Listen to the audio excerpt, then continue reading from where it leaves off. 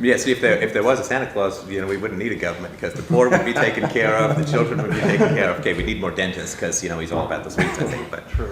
Well, I do want to just real quick get back about the camaraderie that you talk about, and that's what's so important when you have a situation where somebody's, their view of the world or in themselves, okay, is torn up like that they do have people like, hey, there's people like Steph and Sam, and there's a whole tight-knit group. And I'm pretty impressed, too. Everyone seems to really get along, and no, we don't always agree, but you don't have the same thing like you get even at Libertarian Party functions, which I've gone to and had people very upset with me. But here, at least she knows, and other people, they can get together, that we all have the same common beliefs, that non-aggression, and it's that core belief, so there's that support system there, which helps. That was something I struggled with moving to New Hampshire and joining the existing activists. There are some of them that are going off in directions that I don't necessarily agree with, supporting the people who brought weapons to the Ed Browns during the standoff. That's something that kind of crosses the line to me because that's a little bit violent in nature. But there are certainly just everything under the sun is going on out here, and you can pick and choose the ones and just simply avoid the things that you don't believe in. And at the same time, I've developed my own strategy. I really believe in talking to some of the politicians. Ian mentioned Mark back earlier. I think that's critical to target those people and start talking to them about these ideas because they have a much larger audience, in the local area. I also believe in doing what I can to raise the production value and the quality of the existing Liberty media so it looks more professional. And then I think when the mainstream sees some of these ideas, they look for the tiniest little thing to kick it out. Right. That doesn't Bad lighting. work. Right. This is crap because I disagree with that, so now I can turn it off and go back about my life. Right. What do you guys think are the most effective ways to advance the message of liberty, or just the journey, the transition that people make from believing in the state to believing in freedom and liberty?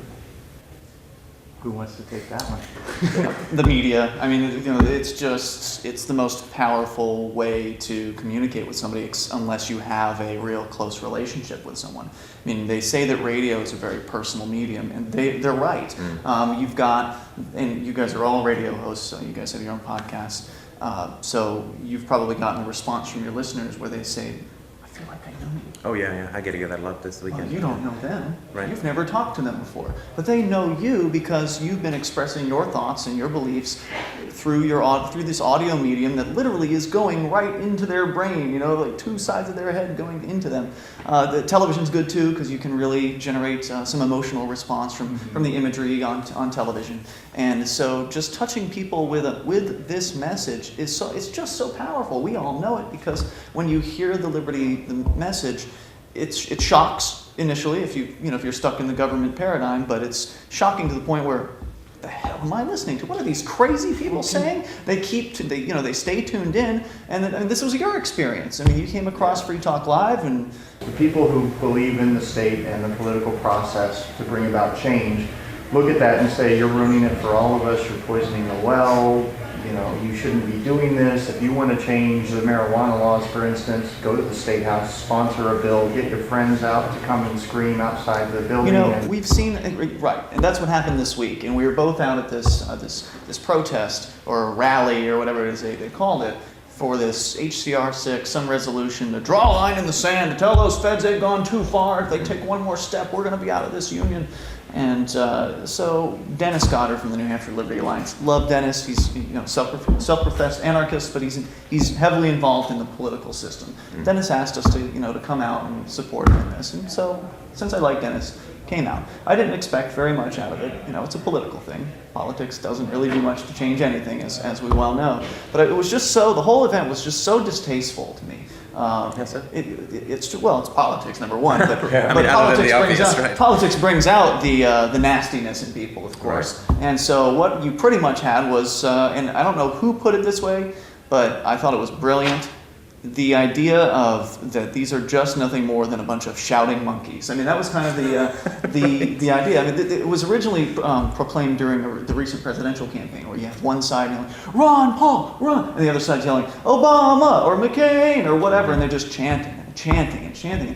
there's no, you were talking about thinking, there's no thinking going on there. And that's what was going on at this political rally. And I was just thinking, you know, there were 300 people probably that came in and out from this rally. That's a lot of people. And we understand that politics is attractive to the activist community because, well, it's easy. They don't have to take any risks. Safe. They don't have to take any risks. So we know that the government indoctrination system doesn't. The government indoctrination system teaches people that you want to avoid risk. You want to get yourself a nice, comfy job and then settle into your retirement. You don't want to take any risks. And you know, they also teach you how to think. They tell you what to believe. So, if those 300 people were to engage in an act of civil disobedience instead of just begging, which is really all it is, shouting, "We want you to do this and do that," and of course they'll do what they want. They don't care what you think.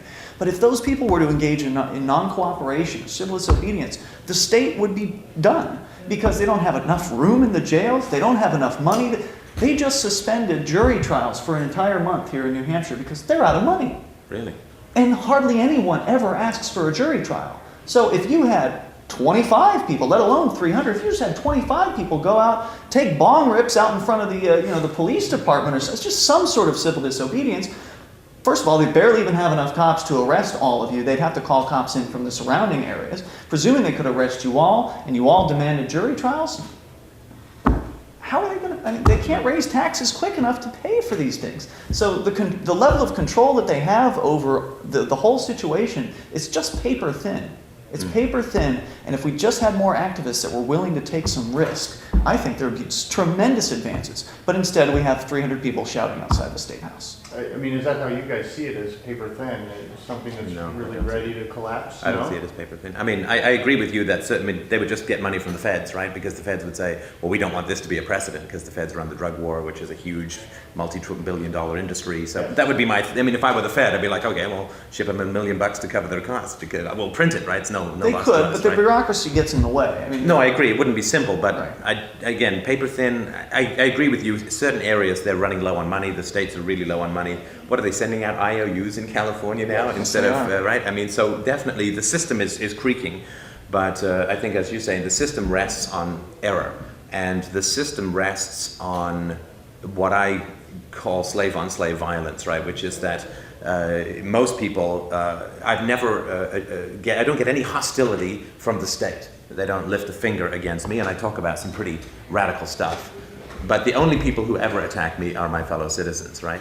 So basically, if you've ever seen the film The Life of Brian, the revolutionaries get into an argument when they're out doing some heist, and they start attacking each other, and the Roman soldiers just show up, and they don't, they're like, hey, like, check your time, just let them tire themselves out, and then they just pick them up when they're all on the floor. And that's, I think, a lot what goes on. I view the state as a horizontal attack mechanism because the people who get hostile towards us are not the government for the most part. You a little more because you're poking them in the eye more, but certainly not for me because I don't take political or legal stuff. It's that whole French thing you got going on. Yeah.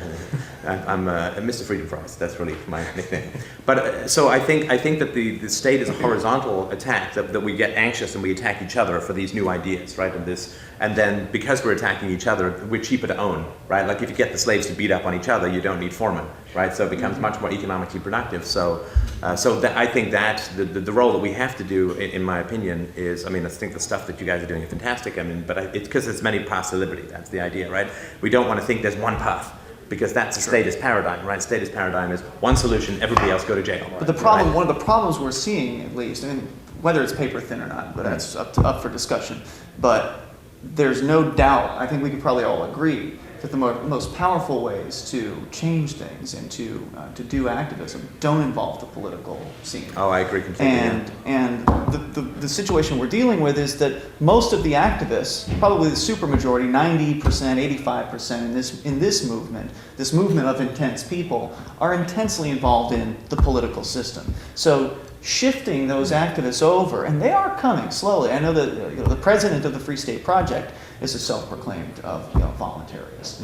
And he was more involved in the political movement, and he's just become more and more disillusioned with it over time. I don't want to speak for him, but it's my understanding what he said is that he's become more disillusioned with it, and has become far more friendly to the ideas of, well, the alternatives, which could be non-cooperation, civil disobedience, media, other market, creating market alternatives to government, anything that doesn't involve the political system. Right. But there's that risk factor. So somehow getting people to become comfortable with taking a little bit of risk in order to get the reward of freedom is one of the critical things that we're doing here.